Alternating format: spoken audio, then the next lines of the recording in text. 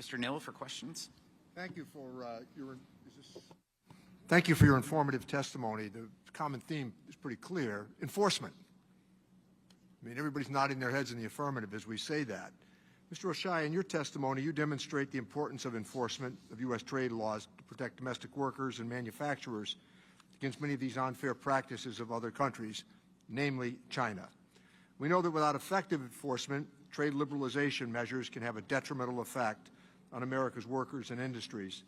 Could you talk briefly about how trade enforcement benefits workers like those that you represent at the tire manufacturing plant in Tonawanda, New York? And wouldn't the proposed budget cuts that you referenced be of great harm to trade enforcement?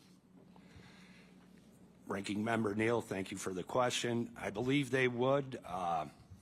We could see before the 421 case in 2009 that there was tire plants closing every year in the United States. We could not compete with all the tires that were being illegally dumped in the United States. And 2013, when those expired, we started to feel it again. But once that second trade case went through and was properly enforced, rather than seeing tire plants shutting down across the United States, you've seen them being built again in the United States, employment going up, and offending countries actually building plants in the United States, employing American workers. So that is a big impact for us, but we also have seen where they would shift production to countries like Vietnam to avoid tariffs, or export tires to other countries and try and send them to the United States tariff-free. So it's a constant shell game they're playing, and without the money for representatives to enforce our trade laws, they'll start getting away with that again. Thank you. And a follow-up, Mr. Oshai, the Trade Adjustment Assistance Act for workers has provided workers adversely affected by trade with opportunities to gain new skills and credentials and the support needed to rebuild skills and future jobs. This is an ideal opportunity for community colleges across the country to address those who, because of trade economics that have offered dislocations, an opportunity to get back into the workforce with upgraded skills. The program expired last year. We've been pushing very hard on this side for the Department of Labor to begin the process of putting together legislation that would come to the assistance of those who have been unfairly impacted. So in the Competes Act, we were all in. We need to get our other side here to enjoy the same enthusiasm we do as it relates to trade adjustment assistance.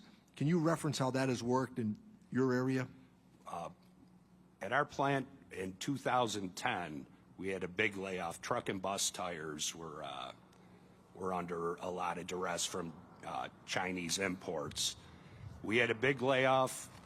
The intent was to eventually shut the plant down because we were under so much pressure from those imports, and we didn't see a recovery coming. We filed.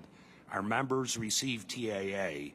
Eventually, through luck and hard work, we did return those workers to work after over a year of layoff. But during that year, they had received enhanced unemployment benefits, so they did not run out of unemployment, which gave them the opportunity. Many of our members had gone for welding certificates. We had some members who had their first year of nursing degree. And you could see if we had not come back up without luck and hard work, people were on their way to being able to at least get decent employment after the plant would have closed. Mr. Chairman, the trade component to American economic life at once enjoyed great support. It is now severely diminished, and much of it is because of the dislocated workers and workforce across the country and some of the trade practices that international competitors offer. It's a really important part of our economic agenda, but you can see the constituency for it in America has considerably shrunk over the years, and I think that this is something through enforcement that we can hope to change.